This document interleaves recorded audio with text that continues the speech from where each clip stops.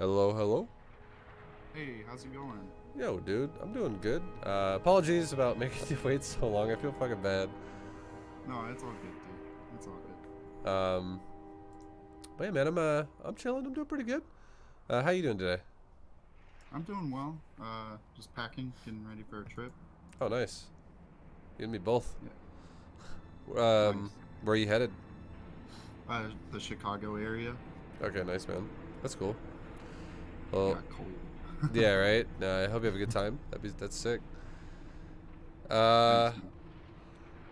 so I guess you know how I usually always like to start these bad boys is you don't have to make it too long. If you whatever feels right, just go ahead and let me know. Just for the sake of the VOD and everything, just let me know race, league, and I guess general playstyle idea of like just like a build, like a unit composition or whatever you like to go for. Uh-huh. So I'm a Gold 2 Protoss, and I've been using the Beta GM, and I've been kind of having a lot of ups and downs. It like when I get to the upper level of the Gold, just like either Ling run bys or Widow mines or like Oracle Void Ray just like kills my economy because either I guess I react too slow. That's my guess. Sure. Um, and then like I just can't recover, so then I'm like forced, at least that's what it feels like, and so it feels like then I'm forced into like this all-in situation, and then I lose. So like I'll dip down to like more gold 3 mmr, but then once I start playing like high gold and plat people, then it's more kind of that run by annoying shit, and I start losing again. Yeah, no, makes sense. So, yeah, I mean, okay, so be the GM stuff, easy peasy. Sounds like one of the things you probably struggle with then a lot as well is like just timing of when you're doing things. Even like if you're talking like you're getting owned by Ling run buys, it might even be timing of building placement. Like when you're Okay. actually like setting up your defense for your bases. Mm-hmm. Like when I mean defense too, I don't even mean like cannons. I mean more like it's like how fast you putting your gateways down and things like that. So we'll definitely take a look at it, and I'll based on what we see, I could give you a up. I like to do this for people nowadays, because I think it is very helpful. I can give you an up to date benchmark of what I think you could be doing right now. Okay. But I guess yeah, we could just jump into a replay, because I know you said you had one. Um, Yeah. so, right now, are you on BattleNet already? Yeah, I am, and I have a lobby up. Okay. Do you know how to do the GM message thing, or you want me to tell you really fast? Just because uh, Is it ladders GM yep. And then right now uh, I'm rank 131. 131? Just because I don't see you in the Okay. There we ViBE go. Raiders. Yo, dude. Yo. Alright, promote to leader, and I will try to join your game. I can't actually join your game, but you can just invite me now, easy peasy. I believe you can. If you just right click my name, there's probably an invite button. Invite to game. Yep. And then just make me lobby host before we start it up, and we're off and away. Oh, yeah. And one of the things I always tell people, too, in these lessons is, if I'm in the middle of talking and I'm saying something to you, like you're more than welcome to interrupt me at any point in time that you want. I will not mind it at all. Actually, I almost prefer you do it if you have something on your mind that you want me to answer. If you have just like a thought you don't want to lose, just Mm-hmm. feel free to just spurt it out there, and I'll let you know what's going on, so that way any questions you have get answered essentially. Okay. Uh, and yeah, man. Let's see what's going on, dude. Let's go ahead and talk about Good this. luck, have fun. Oh, you used Tastosis announcer pack. It's fucking already winning. Alright. So we have a Zerg here as your opponent, and your first probe is rallied perfect. So your pylon's not fucked. It's gonna be nice. Your pylon placement, though, I'll say this: your Okay. pylon placement is a little bit too close. It's Okay. not the end of the world, but your wall might be it very well based on how you build it could be a little messed up. I would say if you put your first building on the top of the ramp, and then you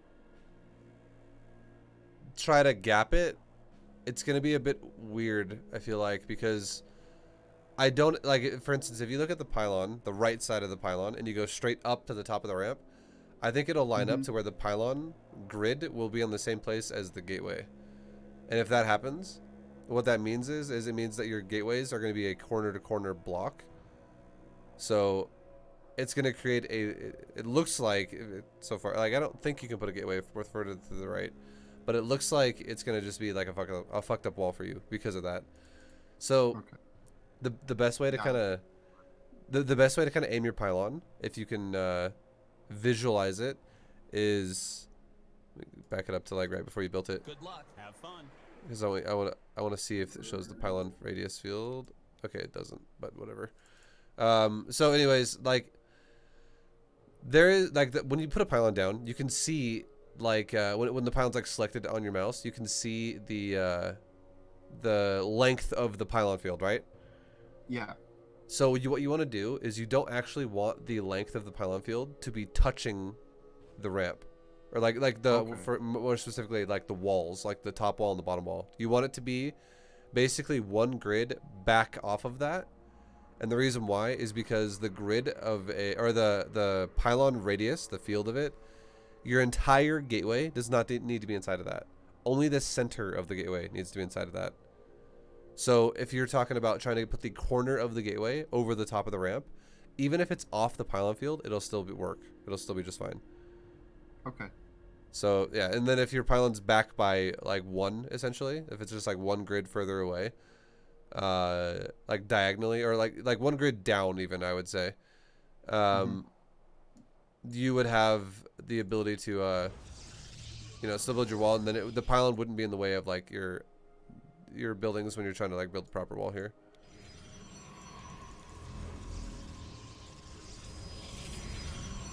Okay, so now your probe is off and away after the gateway. That's perfect. Your gas has started very well. Your chrono boost is happening really well right after the first pylon. Build looks good so far, other than the pylon placement. But this is the one I would say that's a little bit of a hiccup right here. Is your second probe you pull down. So you rallied it at 18, just rally it at 19. Super simple fix. Okay. The reason why is because you want to, and here's a second indicator as to like if you're rallying it right or wrong. You do not want to rally the probe down to the natural around 130 minerals. You want to rally it around 300 minerals. And the reason why is because it's going to take you're going to mine roughly about 100 minerals as you go down to the natural. And if I like to take my core first, just go, so you know. Okay. Yeah, I go core first. Well, even if you do that, it's still too early, because it's okay. Not really. You could do that, okay? But now I have a question for you. What makes you feel good about core first? I get the wall up faster, and also I can put my robo down just a little quicker.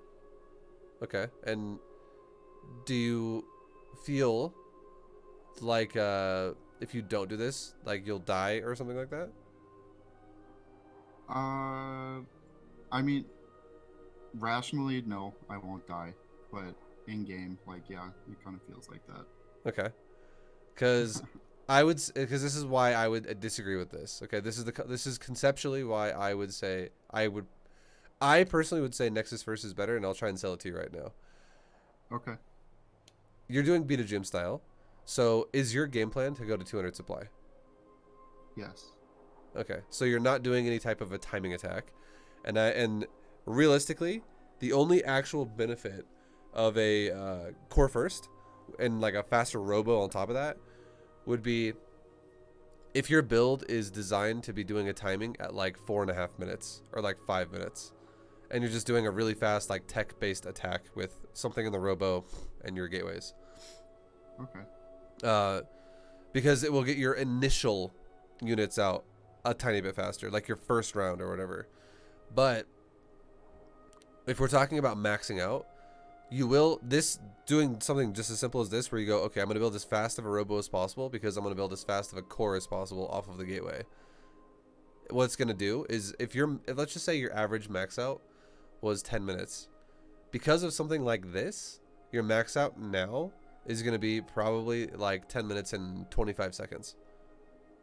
And the reason why that is because if you delay the Nexus by, let's say you probably delay the Nexus by like, if you pull a probe down early, at least your minerals aren't being distorted here, which is really good.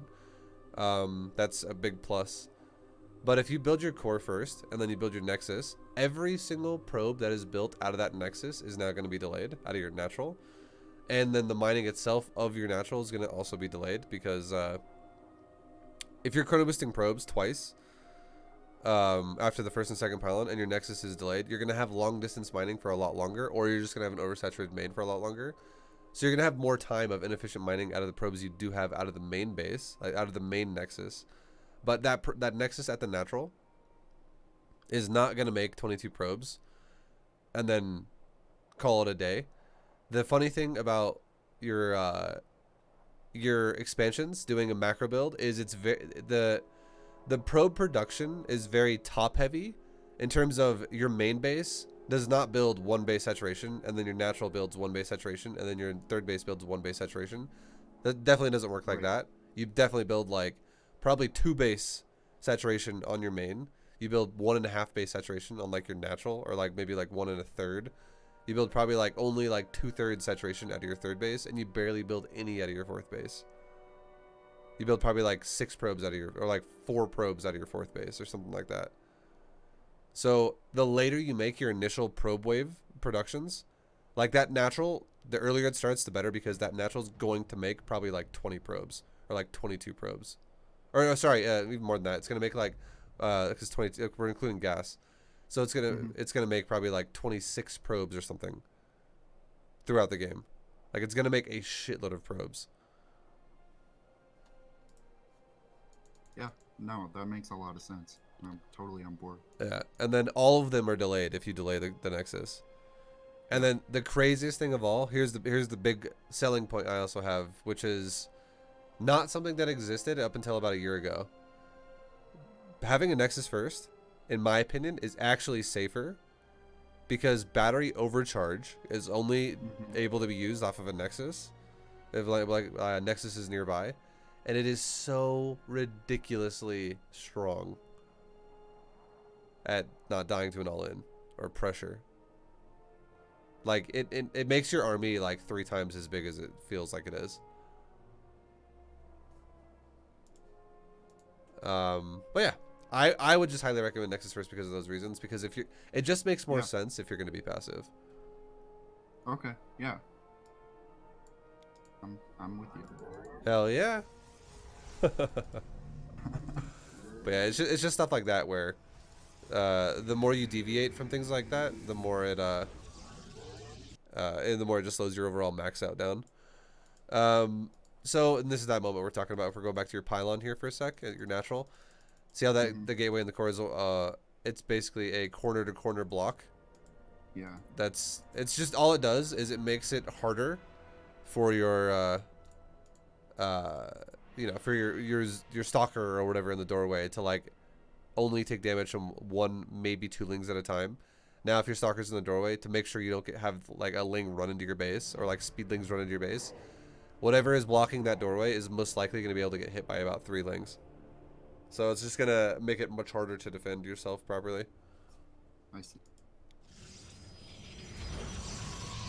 And then you also know, or you will know, some maps are recoverable with how the ramp can be blocked. Some maps are not. Like, basically, a map that, I don't know. Basically, like, your gateway, for your gateway to be perfect and your pylon to be perfect, what just happened is this wall now has created more surface area on the stalker and the doorway, and it also created more surface area on the core in the middle. And the reason why is because the gateway is tucked, the second gateway that's currently just been built, it's tucked down into the bottom a lot more. And it's basically, it's just like it. It should be up and to the left by 1, which would make the core's building like attack surface area damage spot, whatever. Like the exposed edges of the core would be a little bit less. So that core is super exposed. So if that guy wanted all in you with like mass lings, your core would be getting destroyed by like an extra 2 lings. And instead of like only 5 lings hitting it, it could be hit by like 8 lings, or 7 or 8, maybe even 8 lings. Probably 7 though. So it would just die super fast. That happens pretty often. Yeah. Yeah. And now another thing. One more thing. We're going to talk about scouting really fast. And here's why. Your second gate is really late. I think you probably have had a game before where a guy has 12 pulled you and you're like, I don't want to fucking die to that again. I am never dying to that stupid build. And if I just make my wall really fast, I don't die to it. But Yeah. what is happening right now, again, same thing. It's even more extreme. So your core being before the Nexus is already going to delay you by, if I said 10-minute max out, now it's like 10:25. The fact that you now built a gateway as well before the Nexus, your max out now, instead of being 10 minutes or 10:25, now it's like 10:45 or like 10:40. And the reason why is because it doesn't sound like, oh, a core and a Nexus isn't that big of a deal, but it takes you a while to save up now enough money for the, like, if you think about the cost of the core and the Nexus, you could have already built the Nexus, and an ideal situation for the Nexus to be built is around 125. If you can build that Nexus by like 125 or like right around there, maybe like up to like 128, maybe even like 130, that is a really well-timed Nexus. But 125, in my opinion, from memory, is just solid. And we'll see when we'll just actually play this for a second and see when your Nexus actually goes down.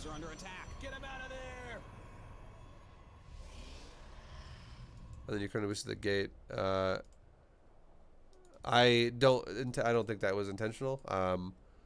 No, it wasn't. It's all good. But like, I'm glad there's no unit inside of it. Like where you're like, oh well, I might as well use it, because if there was a zealot being made too, that's another even delay again on the Nexus. But Nexus goes down at 158. Like, yeah, pretty much. It's like almost been a full second. Pretty much 158. Good, Nexus goes down. So your Nexus is roughly about 30 seconds late. And 30 seconds is the build time of like 2.5 probes. And again, like some people out there that are listening to this might be like, well, that's not that big of a deal, ViBE. It's just 2.5 probes.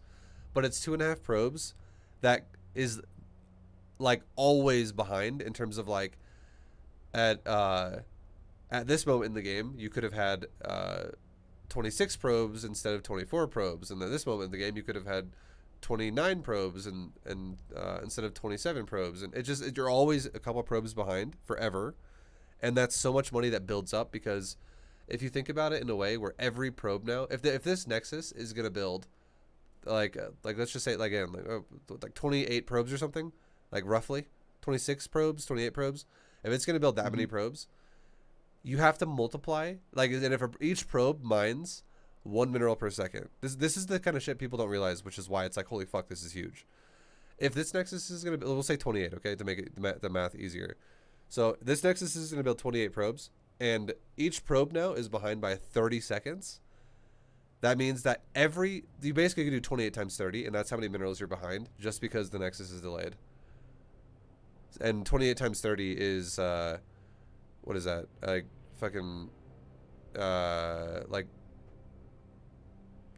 840 or something? I don't know exactly.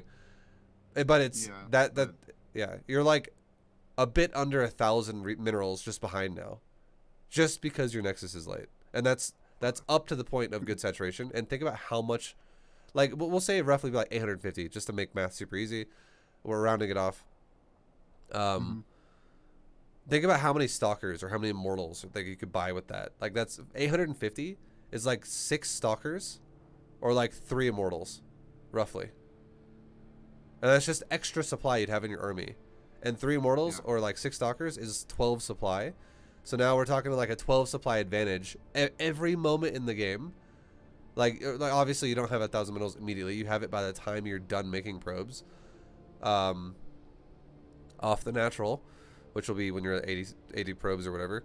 But throughout the game, you'll always have a bit more money to work with to make more stuff.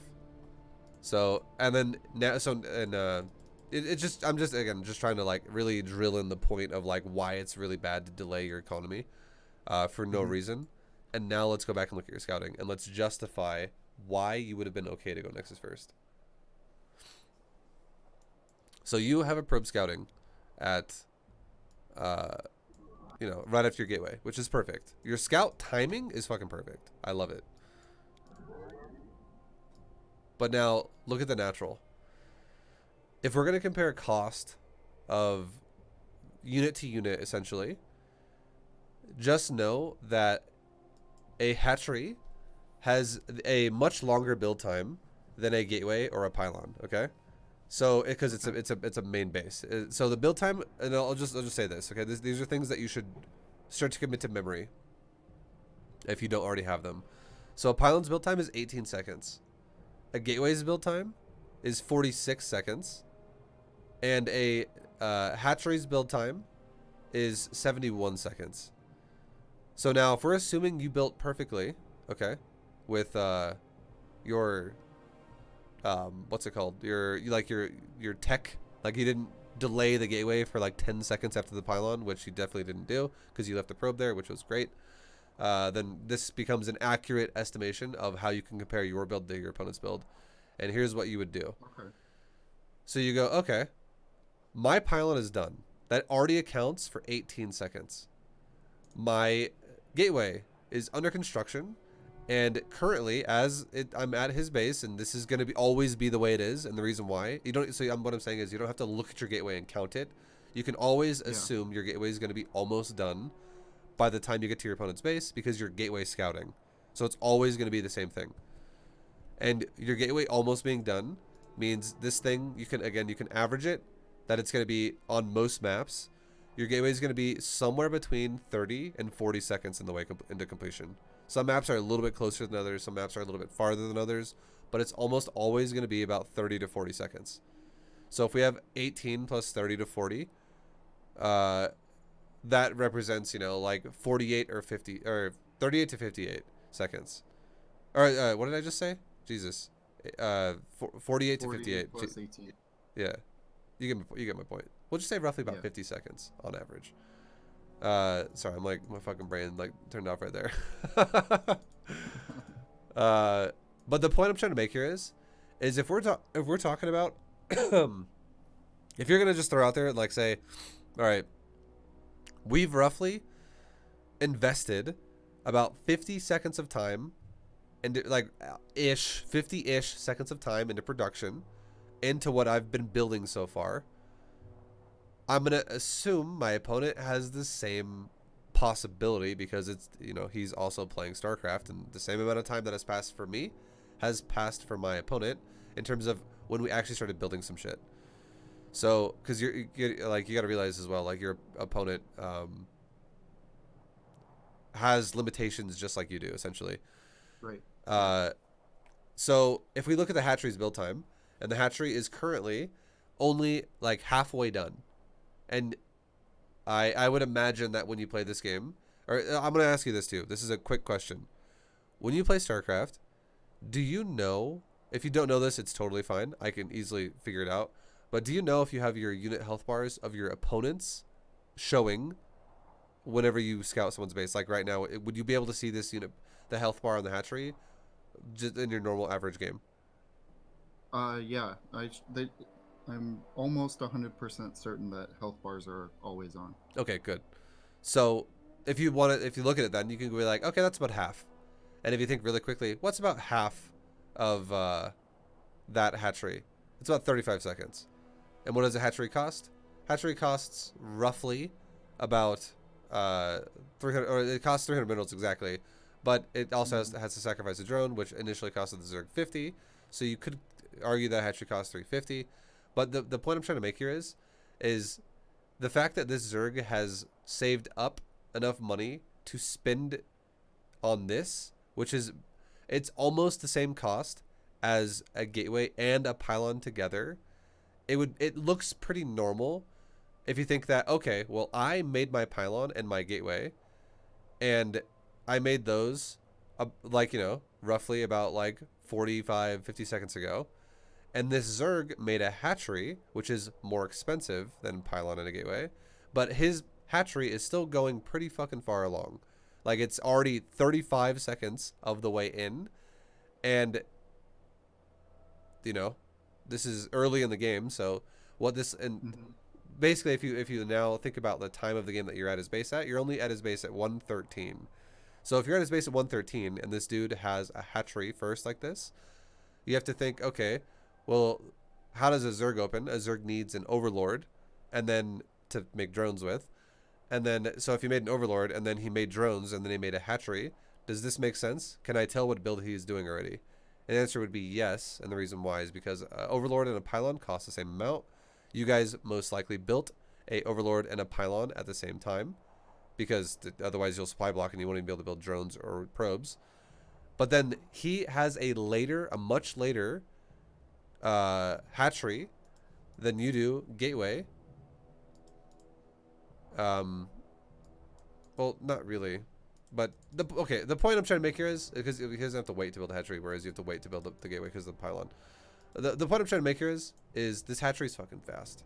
Okay, another way to look at this, another way to look at this is if you ever, this is an easier way to look at it. Okay, other than trying to like calculate all the math here of like, does this look good? It's easier to read Terran and Protoss because they have the exact same build times and costs and tech paths. Zerg is the oddball, which is like, I'm going for a hatchery. But the big point here is not enough time in this game has passed for this guy to have gone pool first. If you get to a Zerg's base off of a gateway scout and you see a hatchery that's like halfway done, you know that this hatchery was built first. It's impossible to have a pool. If there was a pool first, then if there was a gas and a pool, there wouldn't even be a hatchery here. If there was a gasless, like pool first into a hatchery, this hatchery would only be like 10% of the way into production, like very low. Because he could not afford that, like together. He could not afford the 200 pool and the 300 hatchery and still have his hatchery kind of paired with your gateway to a degree. Yeah. All right. So yeah, like it's, and then you, like, so the point I was trying to make here, where I was saying I just want to make this not confusing. I want to cover this last point really quick. So you guys have the gateway and the hatchery done, or they're building at the same timers, but because the gateway is a faster structure to be built and the hatchery is a much longer structure to be built, it's a difference of 46 to 71. The gateway is going to finish much faster because it's just a shorter build time building. So this looks pretty standard because again, if you know a hatchery's build time is 71 seconds exactly, that if he's halfway done, 35 seconds in, you know, it's pretty much the same shit as like time wise as your gateway, even though your gateway is going to finish much faster. I hope this, like, but so far I hope this makes sense. So already, yeah, I'm with you. Okay, so seeing this right now, and this is all the scouting you really need to do, honestly. It's just basic, like, okay, I know you're going hatch first. I am not afraid of a 12 pool. And if you're not afraid of a 12 pool, the justification for that is you don't need, first of all, to rush the core. But more importantly, secondly, you don't need to rush the full wall in of your second gateway. Like, you can make your second gateway after you make your second pylon and your second gas, and you constantly keep making probes, and you even make stalker, and you make a warp gate. Then you can make second gateway. Like, you can make second gateway when you're like at 30 supply almost, or like 28 supply, and you'd be totally fine. But now we're going into his base and we're scouting, we're seeing what's going on, and you should be expecting a late pool because of the fact that it's hatchery first. And you see, there it is, late pool. And now I would say there is one thing. We're going to talk advanced for just a second, but this is one thing to look at if you're ever scouting a Zerg and you go, what are you doing? Notice how this Zerg player does not have a gas, and you do have a gas. Secondly, notice how this Zerg player has larva sitting at his hatchery. He currently just had an Overlord pop, which makes me think he you know, he's playing kind of paranoid because he's not spinning his larva as fast as he should be, and instead he's trying to put his pool and his hatch down simultaneously, which is fucking inefficient, honestly. But now it's an important thing to go, what does this guy's larva do? And if this guy does not spin his larva, and you wait for just a second, and you go, oh, pool finishes, and suddenly like 3 larvae go into eggs, then you totally have the potential to be getting attacked by some zerglings. That is very realistic. And we can talk about some ideas about that in a second. But if you watch his larva right now, just for a sec, and if they get spent as like the overlord finishes and the pool's not done yet, you 100% can rule out a zergling pressure in any way to feel safe. So notice that how like right there, all of his larvae just kicked in. You can guarantee those are all drones now. And if those are all drones, there is zero reason to feel threatened by needing an early gate to wall off the natural.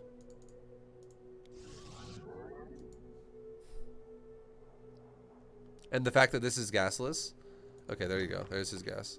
It's just delayed. And so this Zerg also has a build that is not super standard. This Zerg's hatchery is actually, so it was kind of confusing when I was trying to explain it to you, and it's very clear now why. And the reason why is because he didn't build an overlord. He literally went to 14 out of 14, and then he just fucking went for a hatchery and then a pool. So he went for like super fast hatch pool, but he let his larva cap for a long time to do that. So his build's been super inefficient. And one of the biggest things I always talk about in beta GM, it's very true, is if your build is efficient and your opponent's build is inefficient, you literally are just going to win the game. And if we're talking about how to max out now, like beta GM style, where you know the examples I gave you, where it's like if you can max out at 10 minutes, now it's going to be more like 10:25, and now it's going to be like 10:45, shit like that. Same thing can be said about this Zerg. If this Zerg was capable of maxing at like 9 minutes before, if he was going to go for a macro build, well now, because of the way he built his hatchery and his pool, and he let his larva cap for so long, he now is probably going to max instead of 9 minutes. He'll probably max out like 9:30 or like 9:40, because that is super inefficient what he just did. He had he had an undersaturated mineral line for a while. For like 80 seconds.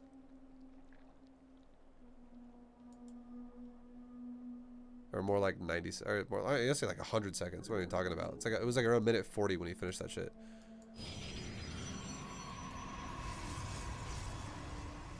Okay. So how do you feel about what we just talked about? Like the early game, like scouting. Like, and just to say one more thing. I don't really feel like you have to scout much more than that in Gold League. But if you want to have a good read as to not... I'm just trying to help you justify why you should not feel unsafe. But having a good read in the game early on is really helpful to know what you're doing is actually going to be okay. Like, you're not going to die. Basically doing, like, a Nexus early after Gateway. But how are you feeling about it? I'm feeling good. Yeah. Okay. That all makes sense. Yeah. All right, nice. Okay, next thing about your build that I would say needs to change a little bit for the sake of just making it more efficient is, so obviously I would want you to delay the second gateway, but faster gas on your natural, or sorry, on your second gas on your main is what I meant to say, and then a pylon as well right after. And the reason why is because you should actually not be oversaturated on your mineral line or your gas. Your probes should be flowing in a way where you hit 16 out of 16 on the mineral line, and then your probes start going into the gas, and they start mining the first gas. And then as the first gas finishes and fills up, you should be instantly saturating your second gas as it's about to finish. Like, your first probe goes into the gas as it finishes. Like, maybe the gas takes an extra like 5 seconds or 8 seconds or so to finish as the probe sits there for just a sec, and then it finishes, and probe 2 and 3 saturate the gas properly. And this would mean your second gas would finish roughly probably around the time when you have 22 supply. And the reason why that makes sense is because you will probably have 2 probes roaming for a second, because you'll have one Mm-hmm. probe that's a bit busy building shit at the natural, and you'll have one probe that's also scouting the map. So you'll be at 19 plus 2 probes doing things, and then plus a third probe in production in the Nexus. So it'll take you to So 22 supply. so the build then would be pylon, gate, nexus, core, gas, second gas, and then second pylon. Perfect. Yes. Okay. And then your chrono boost should be paired with one chrono boost after the first pylon on the Nexus, and then another chrono boost again on the Nexus after the second pylon. So the both first two pylons pair with chrono. And your second pylon also can pair with a chrono on your gateway, because at that point your core will be done and you can make a stalker. Got it.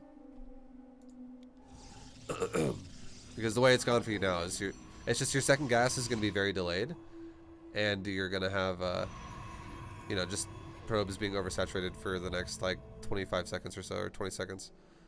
Where now you have 3 probes that are over in your main base, or you have 2 on the mineral line and 1 on the gas that are just, they could be mining that gas, which is a lot of gas. All right. So now with your going further from here, what you'd want to be doing here now, I would say, is you definitely want to make a stalker. And I know you can't chrono boost it because you have to now choose, do I want to chrono boost that stalker or do I want to chrono boost that Nexus, because you wasted that 1 chrono earlier, which obviously it kind of sucks, but you get the point. You'd want to make the stalker first, and then I would highly recommend, if you don't do it yet, making a sentry second. And as you make sentry second, that is when you could add in your tech, like your robo. And while you make your stalker, that is when you can add in your second gateway to wall in your wall, like like to finish your wall off. Like maybe like either like as the stalker's maybe halfway into production, or as maybe it's about to finish. And the reason why I would say you don't want to make it right away after the stalker is because if you make the stalker and then immediately just save for the gateway, you're gonna stop building probes for a second, and you definitely don't want that to happen. So you definitely want to make probes constantly, but as you can afford it, just in general, as you can afford it, make the other gateway once your stalker and probes are in production and you're utilizing all your production the whole time.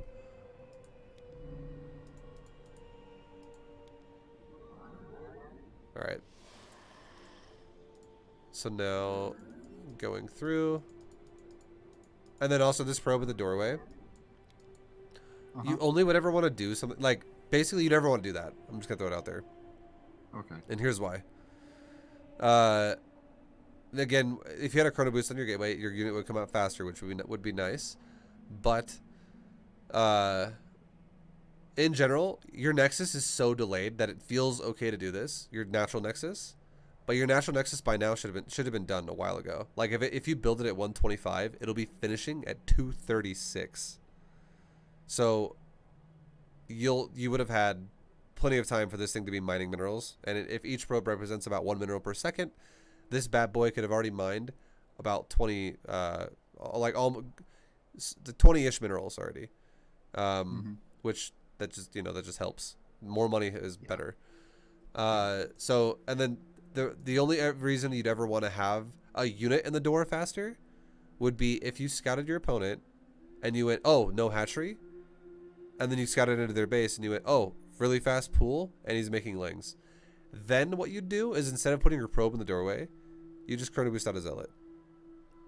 So if you're ever paranoid, and then you could be like, well, I'm not going to go Nexus first now, because I know he 12 pulled me, and it's not a standard build of hatchery first, and I know lings are already in production at like 120, and they're on their way to my base soon.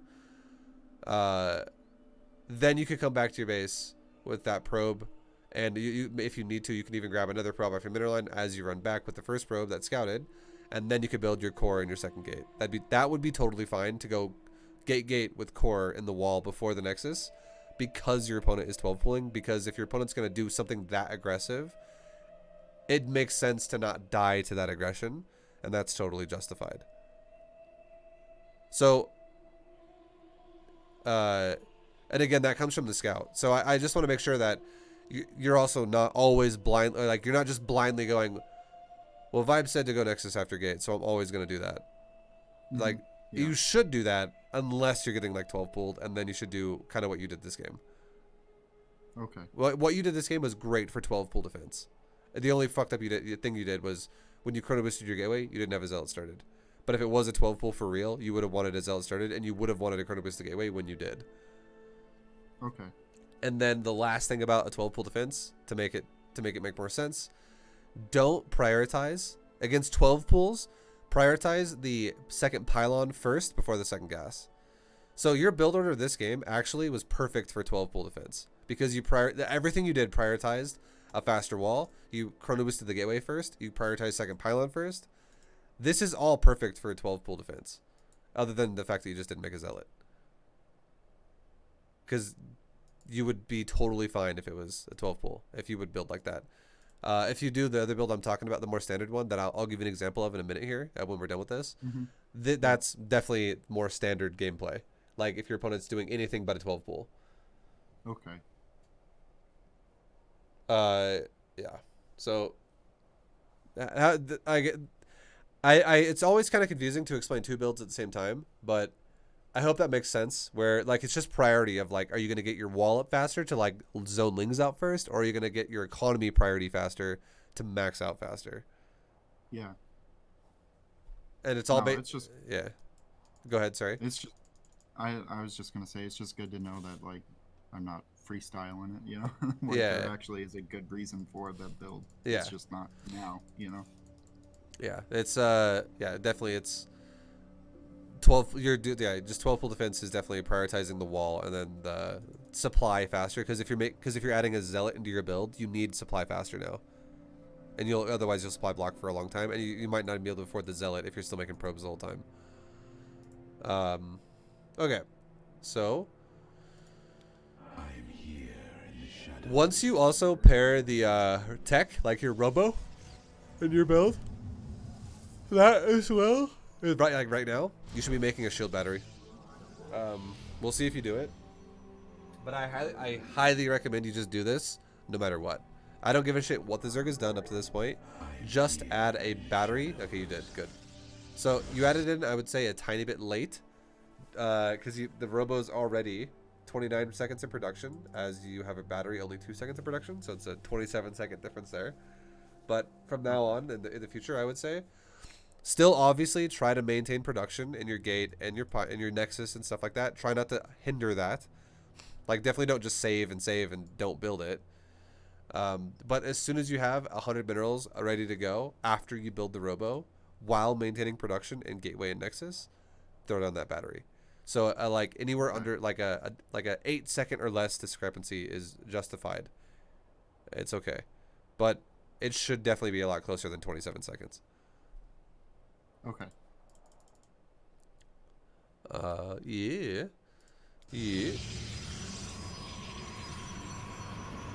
Okay, your scout. Yeah, your scout though is great. Like I love that you're scouting. Like you're attempting scouts.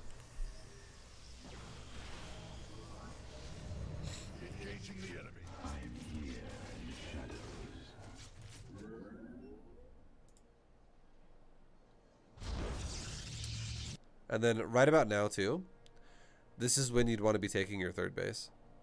And I know it seems scary because you're like, but ViBE, he just had fucking lings at my base. This could kill me. I don't want to die to lings. Like a lot of people get intimidated by lings when they're not that intimidating. All you got to do to beat lings is don't walk in the open. Like it's gonna take a bit of time and the habit to create a system like this, but because a lot of people like to just fucking move in the middle of nowhere and be like, fuck it, it's fine. But for instance, if you just did this, okay, you right now have both your gateways are ready to go. One's ready to go in 2 seconds, and one is ready to go right now. If you made another stalker in front of your pylon on like the ramp, like in front of your core essentially, and you selected your whole army and you told them to attack towards your third, and then as all your units left your base, every one of them, you would then tell another stalker to warp in the doorway where the one stalker is in the doorway as well, and that stalker would go back on hold position. Your natural would be totally fine. Like again, it would be better if your wall was better too, but you get the point. Like it just having the door blocked essentially, and then you tell a probe at the same time to mineral walk the closest patch to your natural. So the far most left patch of your third base would be what the patch you would mineral walk. And it's important to do this, and I'll tell you why. Because if you tell a probe to mineral walk that patch, and you also grabbed your army when you told your army to go to your third, you do not A-move into the center of where the nexus would be. You do not A-move into the dirt or like the deserty ground above where the nexus would be, like where that cactus is or whatever, or that rock is above where you would want to put your nexus. Do not move in the open. Where you'd want to move is you'd want to move on the left side of the mineral and the gas on the third base. So really, like on the left side of where you click the mineral patch, essentially, that little tiny like choke point area. And the reason why that's important is because if you do this, your stalkers and your sentries will always have their back against a wall. They're never going to be in the open to be fully surrounded. There will always be minimal surface area if he ever decides to attack you in transit, where you're going to take your third. So another important thing to do is as well is to ball your army up once before you move out of your base. Like as soon as you walk out of your doorway, don't walk in a big single file formation. Like especially if it's gapped out like this, like it's spaced with like gaps in between units.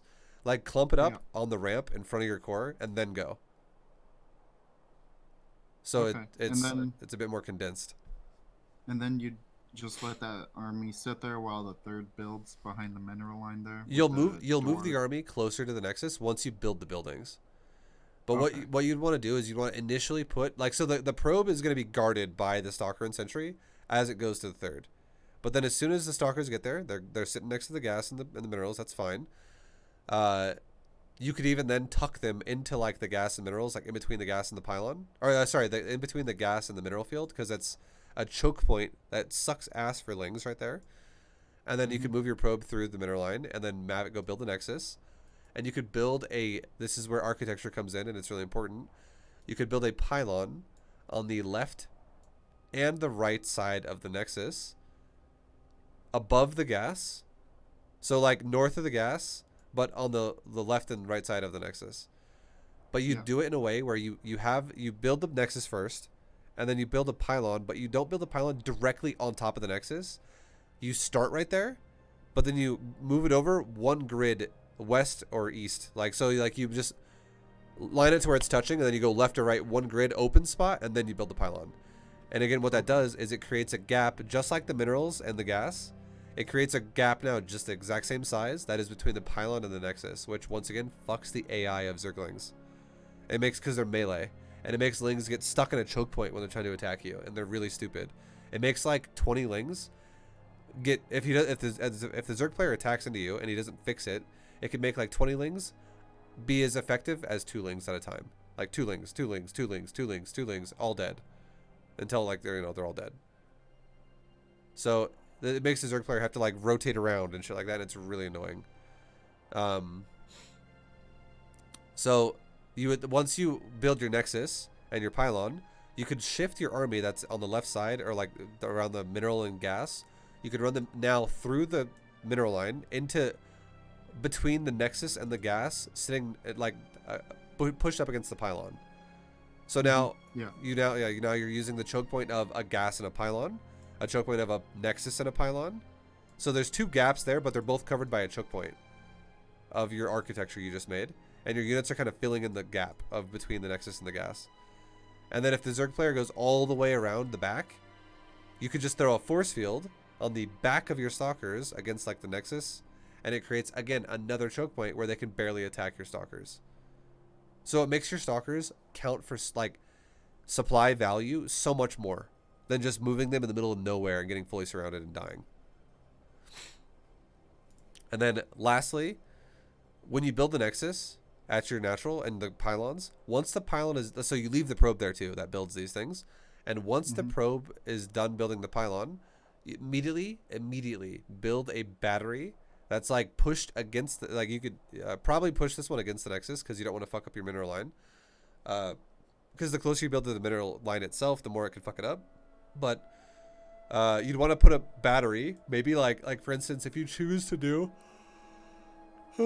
sorry, my bad. If you choose to do the bottom, if you're putting your army on the left side of your nexus, And the reason why that makes sense is because your natural is on the left side of your third base, so it's closer to where you want to go. You'd want to put the battery on the bottom left side of your nexus. So just as far left as it can go, still on the bottom side of it, but still touching the nexus. And what this would do is it creates, again, another choke point that you can abuse, where now now you could literally put like a force field and you could fully wall off lings that are trying to go around that way. And then he'd have to go around the mineral line on the south side of the mineral line or whatever.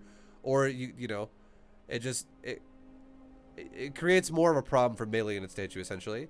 But even furthermore, what it does is it gives your units regeneration now, the shield battery buff of healing yourself, which makes your army, again, so much more powerful in that location.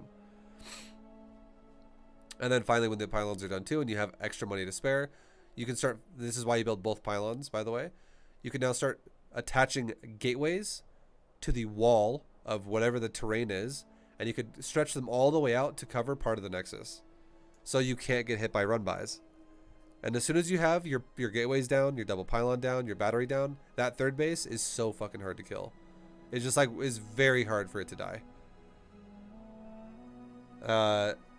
And that's just proper placement. And you'd want to be setting that up right about now. Right around 430 is when you want to be aiming for that, because around 430 is when your natural should be fully saturated.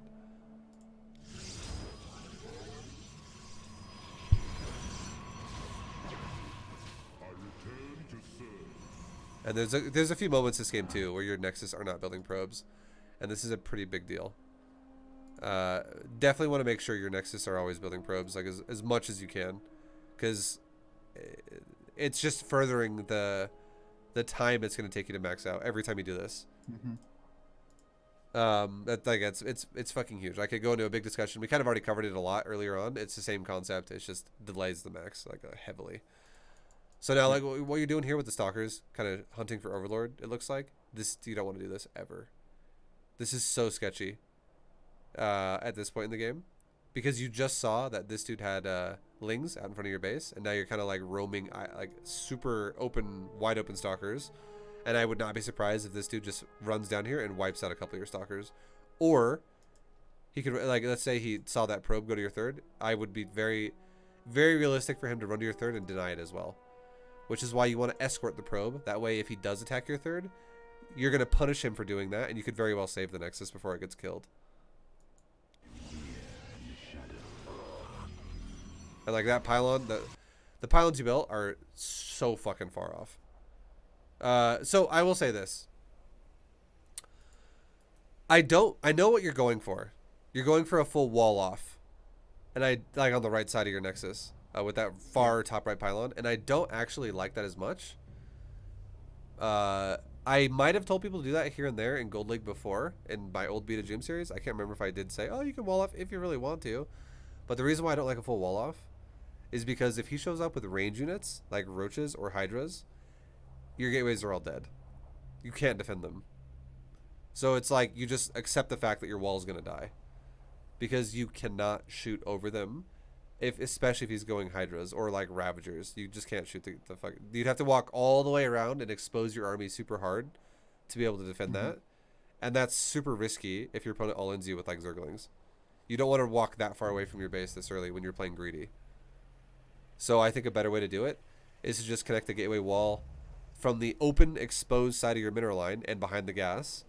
You wall that off essentially so that he can't do run-bys straight into your mineral line. He would have to run around the more internal side of your nexus, which is where your army will catch him.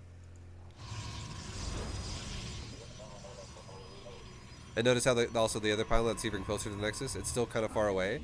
You can't really utilize a choke point there. Like that pylon should be down closer to the gas and also closer to the nexus.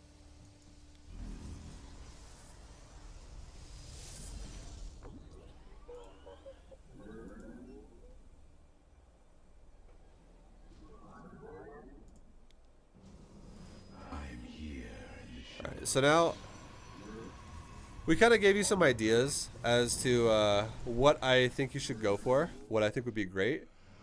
What I think we'll do now, like I'll still go through this, but I'll go through it at a much faster pace now. Okay. But what I'll do now is I'm gonna see when you max, and I'm going to give you an example build that will show you when you could max, and like something you could just try to mimic and aim for yourself. Yeah. Also, upgrades. We'll talk about upgrades for a second here. I like that you went double forge. I think this is great for platinum and below against Zerg specifically. Double forge is really good against Zerg. It's really good against Terran. It's not so good against Protoss. I would say single forge against Protoss. So Yeah, that's the only. what I do. Okay, good. But I would say upgrade wise, armor weapon good against Terran, shield weapon good against Zerg, and just straight up weapon good against Protoss. And the reason why Okay. I'm telling you that is because gold players tend to struggle with run bys, and run bys, if you have shield upgrade, are not as hard to deal with because it makes your probes stronger and it makes your walls stronger. Like your buildings don't die as easy, so it buys you more time to react essentially, and you'll take less damage in the meantime. It also makes archons stronger, and your composition is probably going to be Stalker and Immortals at first, and it's probably going to go into Charge Lot Archon Immortal later on. At least if it doesn't, it should. I would accept Stalker Archon Immortal as well. That would not be that bad. But the reason why Charge Lot Archon Immortal is better than Stalker Archon Immortal is because Stalkers cost gas, Zealots don't.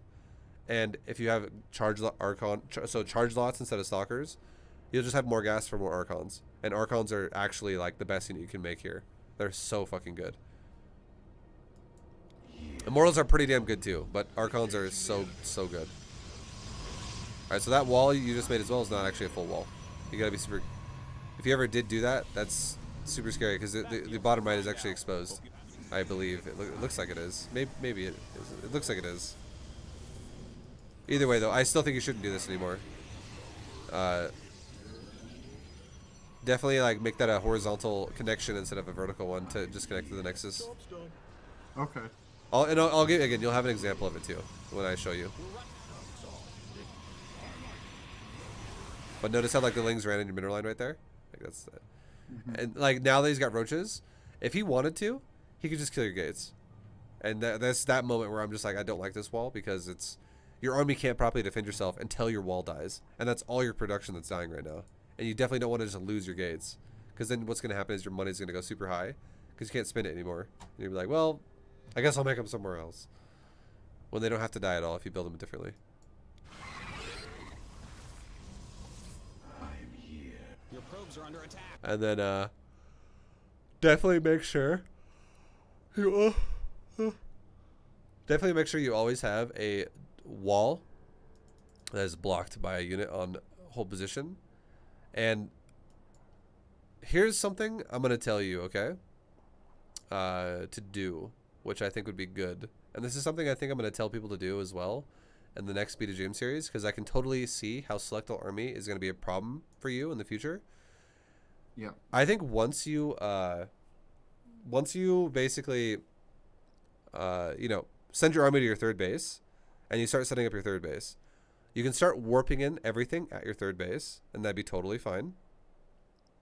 And what I think you should do is you should initially green box and select your army at your third base when you first set that up, and put it on like control 3 or whatever our control group number you want to have your army on. And then every time you make units, just green box it and like shift them into the control group. So if you have like 10 stalkers and you make 4 more, if you click the new 4 you just made and you select these, you green box select them all, and you hit shift 3, it'll add those 4 stalkers into the other 10 group you already have on group 3, and now it's a group of 14.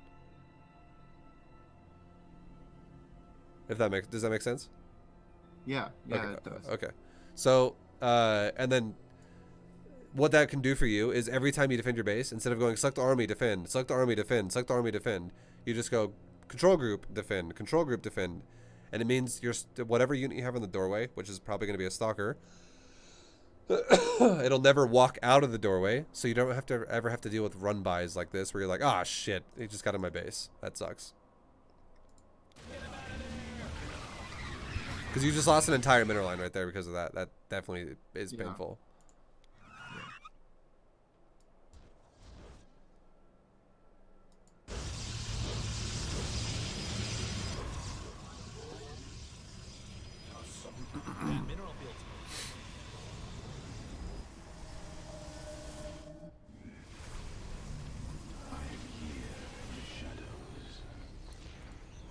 Your probes are under attack. And that exactly is a perfect example of why I know I told people to do this sometimes back in the old beta GM because it's just super easy, but this actually is a bad habit. What you're doing when you do a wall like this is you're giving your opponent the concave and you're giving yourself the convex. You're just artificially fucking your concave up. So it's just kind of scary. I'll definitely show you a new way that I think you should wall your gateways for sure. We're running out of minerals back home. They're going after your pylon. Field's gone. Don't spend it all in one place. So he did a ling run by on your third. That sucked. Yeah, and at this point I was just kind of like, well, I'm pretty fucked, so I either need to do some damage or I'm pretty much dead. Believe it or not, it's not true. If you just take damage like that and you just keep making probes and you keep expanding, you just keep trying, like, so your opponent keeps pushing you down and trying to like fuck you over, but you just keep getting right back up every time and fixing it, you could totally be fine.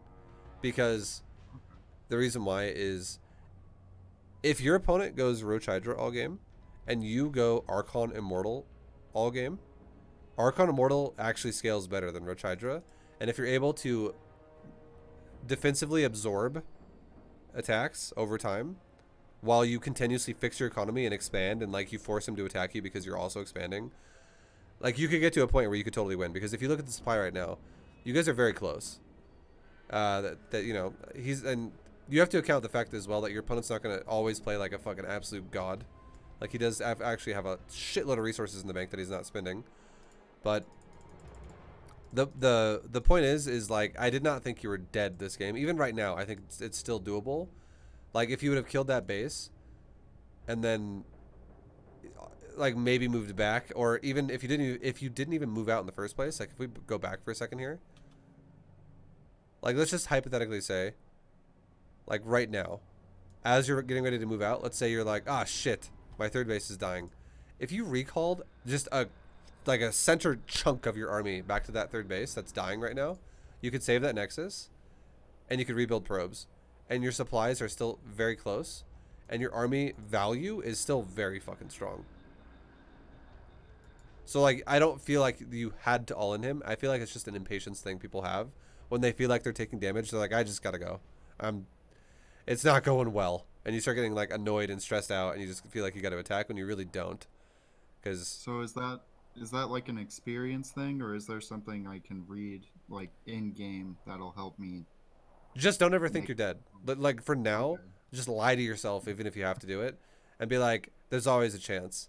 The only time I will say this, the only time there is not a chance is when you have basically no economy and no army. If like you've just lost a big fight and you also just lost all your economy and you're like, okay, well now I only have like 12 probes and my opponent probably has 80 workers and I also only have like 32 supply, and my opponent most likely right now is maxed out because he just crushed my army and he's probably going to attack me in the next, who knows, like 10 seconds. Like that, yeah, you're fucking dead then.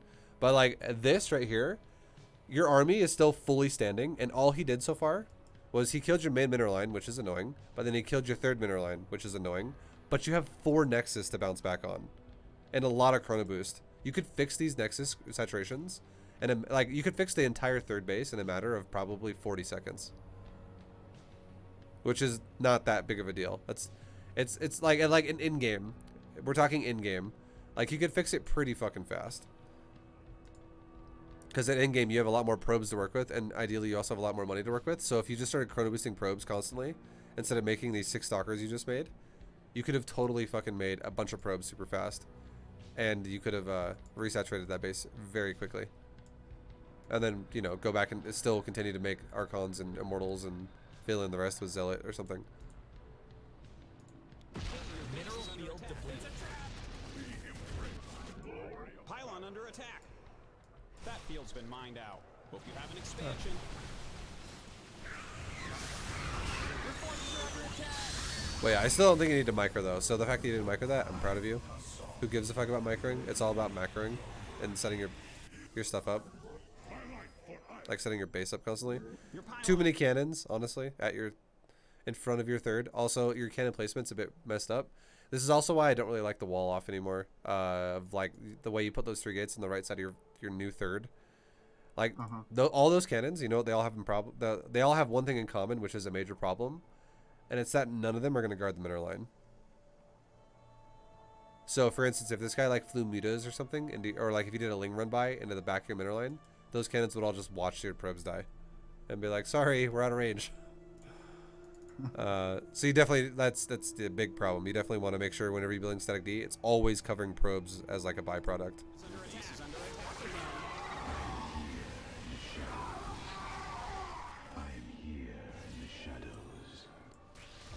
Right. Oh well, he ran his things out. Okay. I would say like right about now it's starting to look dicey, and the reason why is because your probe count's starting to get kind of low. Well, it looked like it was going to get even lower there for a second because he was in your middle line, then he ran out. But yeah, like you're definitely mining out on the main base. Your natural is also mining out, and your third base is good to go. But like you have no fourth still, and yeah, now and your army is also currently dying because you sent it across the map, and now it's going to die. This is that moment where I'd be like, now this is GG. There's no way out of this.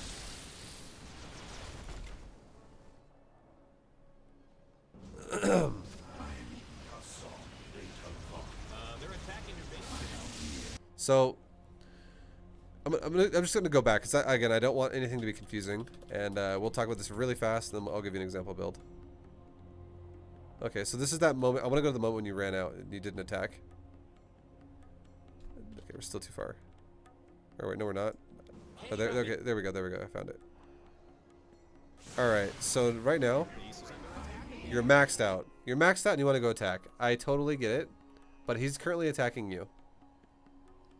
Now, with this happening, I would say, I'm gonna look at your camera for a second, and you actually, okay, you see this. All right, so I want to watch your camera as the attack happens. I just want to give you an idea of how you could have fixed this problem super efficiently. So he's attacking, and you're okay. You're playing this off the screen, which I disagree with as well. So this is a bad habit right here. Like you're dragging your screen all over the place constantly to go do attacks, and what it's doing is it's tunnel visioning you super crazy into like bouncing your fucking base killing move here. If you could do that off the mini map, and you could do it much faster off the mini map because you don't have to drag your screen all over the place. Which would take you like 1/3 the amount of time, or like 1/5 the amount of time based on like how fast your scroll speed is. But you want to attack him. You're setting it up right now, and you're like, all right, let's go attack. What you could do is you could have your whole army selected right now, and like whatever, it's fine. And you could go off the mini map, attack base, base, base, base, and you'd be doing this off the mini map. So if you look at the mini map and you're already looking at it, you would have noticed all these red dots hitting the side of your gateway, and they disappeared, and now they're hitting your third base. It would be much easier to notice this because you're not just watching your screen flail around in the middle of it. You'd be watching the bottom left, which is showing you like, oh, red dots are approaching my third while I'm trying to click around his third, essentially, because it's a very smaller area of the screen to look at, and you would very high chance you're going to notice the red dots going to your third base. And if you saw that run by happening, you have two choices. One is better than the other, and I'll tell you which one's better. But one choice is you could go to your army, just literally go to where your army is, green box a chunk of it, and A move towards your third base. That's a decent option. Not bad, decent. An even better option would be go to your third base that's currently getting run by, click it, just click the nexus itself, click the mini map now where your army is, with your like just so your screen goes there, and then recall a chunk of this army out. That'd be a better option. And what you could do is you would shut down that entire ling run by. If this happened to you at the worst time ever, and what should be happening though overall is you should have, as soon as you do a move out, you should be having cannons in your mineral lines. So you definitely want to, like, I'm not saying build cannons before you max out. I'm saying definitely build cannons as you max out. But if you could have maxed out at like 10 minutes or something like that, like having cannons in your middle lines by almost 12 minutes would be very doable. And ideally, if you had two, like one, like let's say one, Jesus, my throat. At least one, ideally like 2 cannons per middle line though, you would shut this run by down so hard. And if you had shield upgrades, it upgrades your probes, it upgrades your wall, it upgrades your shield batteries duration because it makes your cannons take less damage. So it makes the shield battery have to expend less to heal them. Shield batteries, or shield upgrades, which is why we talked about it earlier, fucking own Zerg who play like this. They make the run-bys of Zerg feel like crap. And then you can always get armor upgrades later as well. I'm not saying never get them. You can just get them later. But definitely start with shield and weapon. But yeah, definitely recalling your army right now because you have no cannons here would be a great idea. Just because again, it's not going to recall your whole army. It's just going to recall, like if you recalled like where the 2 Archons are and the bunch of Stalkers, you'd probably select like 12 Stalkers and 2 Archons, which would be not your whole army. You'd still have plenty to defend this roach attack, and you would easily be able to shut down the sling run by and not get fucked.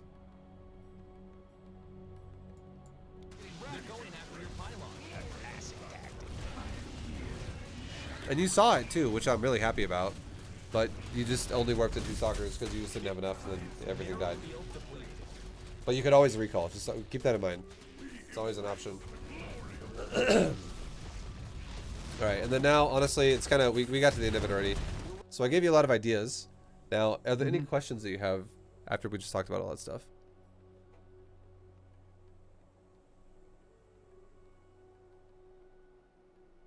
No, I don't think so. Okay. All right, so go ahead and bump out of that replay. And make me, or I can make you, I'll just make the party. I'll just invite you. I don't know. I'm mumbling. Shit. I have like half tired brain. All right. So, why are these maps not loading? Oh, no, just kidding. I know why. There. All right. So I will make the same map you just played, which is Pillars of Gold. Create map. And now this will just be the example build of the build that we were going for here, basically.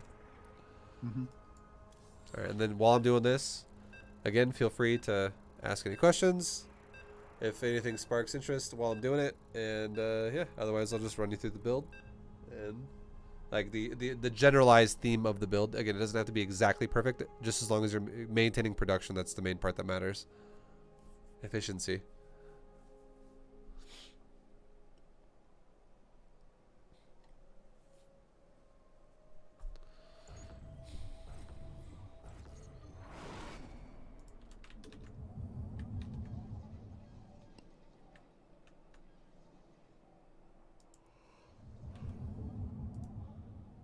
Okay, so it's stack close patches right now. Well, there's nothing going on because you might as well. We just did it. Grab 2 probes in the middle, put them on the outsides. Put the pylon in the right spot, like right there. So notice how it's a bit further back because I made the edge of the pylon just touch, essentially.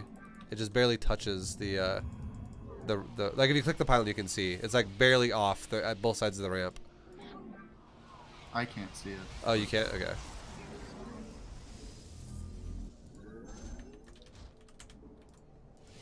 Well, you'll see it in the if you watch the replay in the future or in the VOD, I guess. But yeah, it's very important to put your pylon like this though. It's in the future because it makes your wall super easy to build and it makes it proper. Okay, so we're now going to saturate our gas and we're going to take.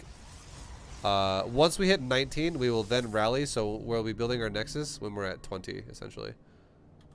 So now we are at 19. We rally nexus to natural. We scout Zerg's natural as well at the same time. Have another probe in production so we don't miss a probe. We can be like, cool, nice build. Nice, dude. And now we can re-rally the Nexus to the gas, build our Nexus now, and build our core.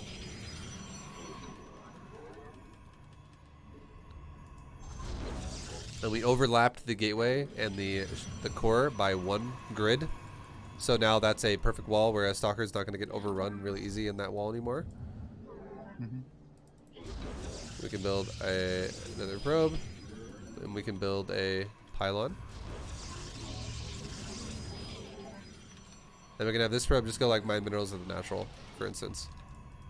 For a second here, or actually you don't really need to do that. Who cares? You don't have to like mine the minerals, but yeah. We now have a fully saturated gas. We have a pylon done, so let's chrono boost again. We are chrono boosting our Nexus now. We're chrono boosting our gate, and now we can make our gate. We're filling our wall with our gateway.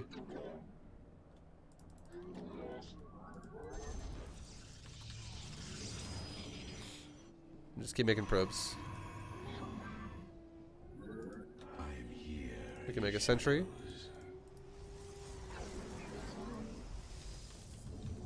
Chrono boost Nexus.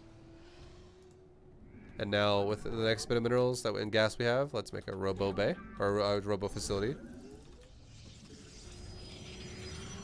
And now we have 2 gate robo, and we're just pumping probes.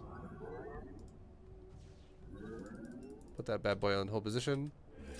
And definitely notice how as well, like look at my Stalker. This is very important how you place it. Definitely do not place your Stalker like this. Definitely make sure like when you go into the wall, like that or whatever, don't just stand there. Go to the back of the wall like this and then go. So you should see that there's like a bit of a front hallway in front of the Stalker that you can abuse. Definitely don't go too far back though like that. Like don't have a gap. Just try to stay on the edge of the gap on the inside. That's pretty huge.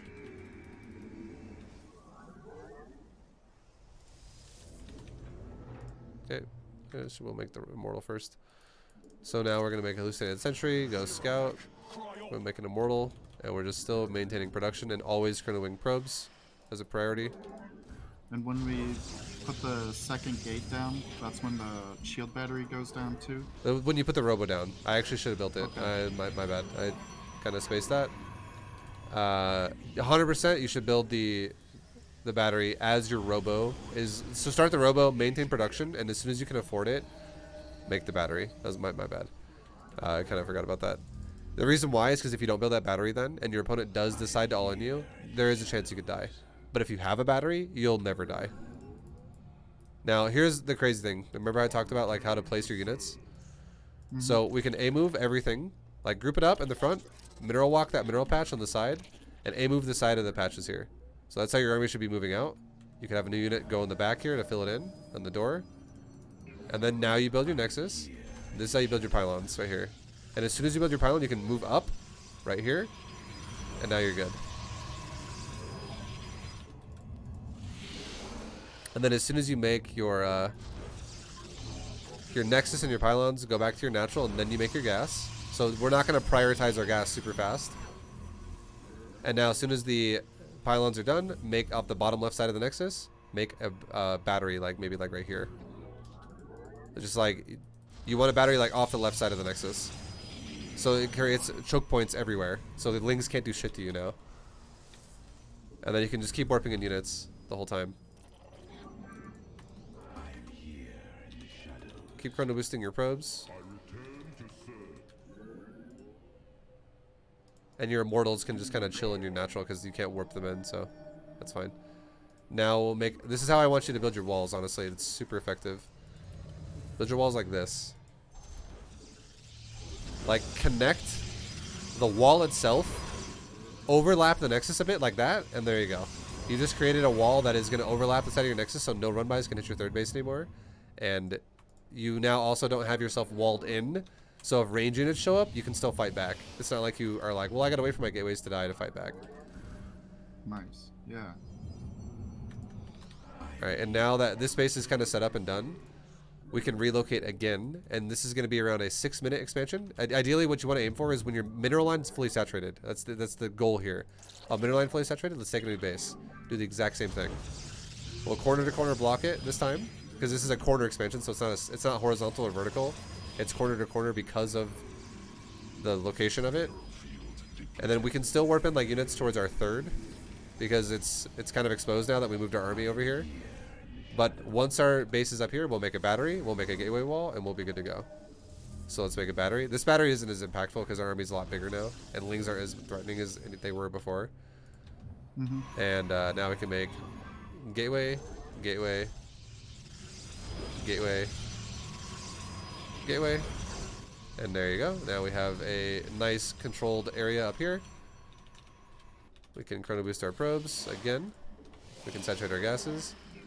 And now I'd say we can really go for our tech because we have our third fully saturated. So let's get Council, double forge. And just keep making units in the meantime.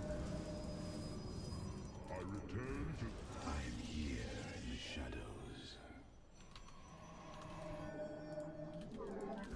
And then we're just making pylons and units and whatever. We're chrono boosting probes up until to be honest, at this point, once you're like 70 plus, if you see your probe count is like 70 plus, you don't need a chrono anymore.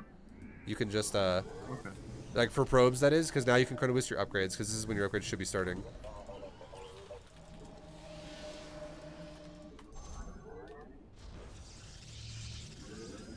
Okay, and now we have, now that we're starting at Templar Archives and Charge and 1-1, let's start making Zealots. So no more Stalkers. We have plenty of Stalkers to work with. Mineral field exhausted. Can the probes mine through the army, or does that? They can. Yep, they totally can.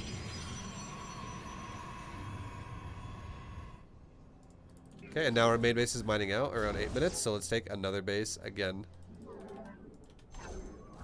And we can send a chunk of our army as well up to go defend it. Meanwhile, we can still warp in like at our fourth base on the bottom, or rather our third base on the bottom. That's fine.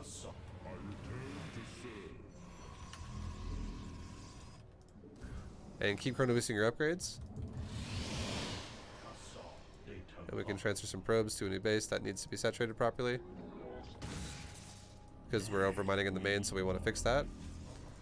And now these bases now, I would say once you're on base number 5, you don't gotta do gateway walls anymore, because now your army's humongous. Like, you can't afford the gateways in every base anyways.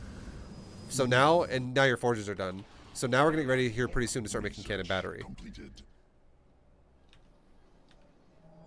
And look at the supply right now at 9 minutes and 20 seconds. Like, this is the trade-off of having fucking economy investments. We can transfer some probes from the natural up.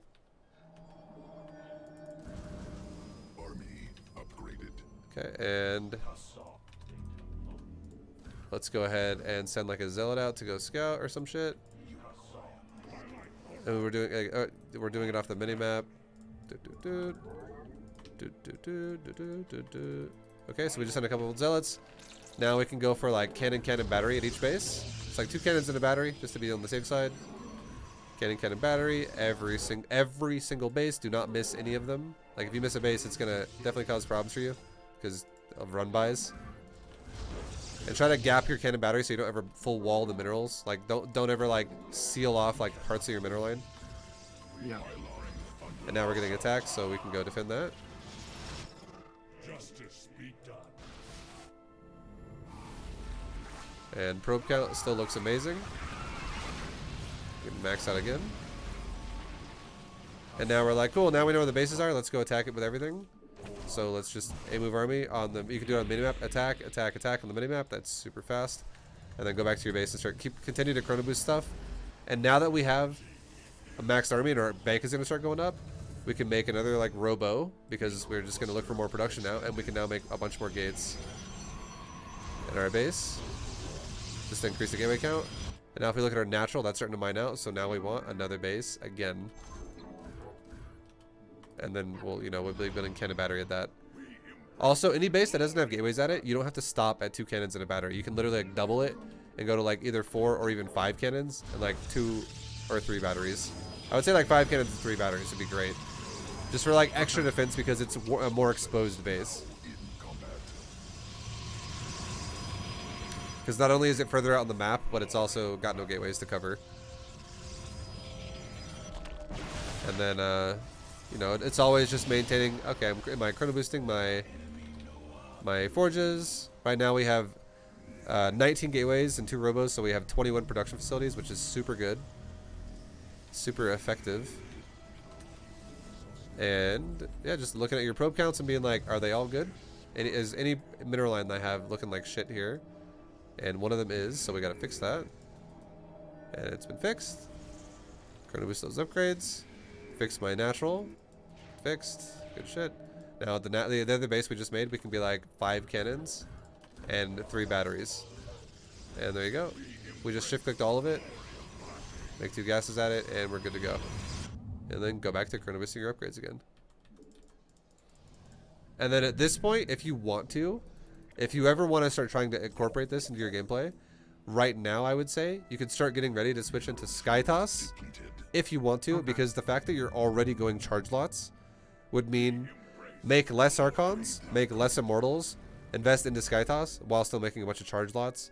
But once you max out on supply, you can start getting rid of all of your ground army and just go pure Sky Toss. And then if you want your Sky Toss to be like supremely fucking strong, try to aim for that army to be like all carrier with mothership, all carrier, and like add in maybe like 4 Archon, and that's it. Just like 4 Archon only, and that's it. And that army would be fucking godly. So anything about what we just did there? How you feeling? I'm feeling really good. Yeah, good. I want to start. Like, I feel like hit the ladder. You know. Do it up, man. Yeah, definitely save that. So you always have it as a reference, man. Yeah. Oh, I did have a question about how you were rallying your Nexi. You had one on a hotkey and then all of them on a hotkey. Oh, so Like, you're talking about the one I had on 7. I just kind of fucking rolled my hand across the keyboard. That was doing literally nothing. Okay. So I put my Nexus on 1 2 3 4 5 all the time. I just go like with my finger on all of it, because I just have a habit where I like to roll my fingers the entire game on 1 2 3 4 5. Just anywhere in there, I just roll my 3 middle fingers over, because my pinky is usually hovering over like tab, caps lock, shift area. My thumb's usually hovering over like the space bar. But my ring, middle, and index finger are all rotating like 2 3 4 2 3 4 2 3 4 3 4 5 2 4 5 2 4 5 1 2 3 1 2 3 1 2 3. It's just it's a thing I do because it keeps my hand moving the whole time. It's like a rhythm while playing the game. That's why I play really fast. But if I don't have a hotkey, I feel like it's like my finger is not working because it's a dead key. Because nothing click. I don't like see the click of the key anymore because it's just nothing's there. So I just fill it in to have something there, and then I replace it eventually with other shit. And eventually, Nexus is only on 5. The 7 was just random. Don't even worry about the 7. Okay.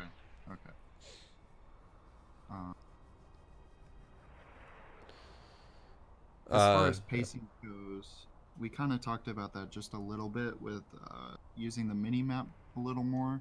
Mm-hmm. Was there anything else that you caught that might help with my pacing?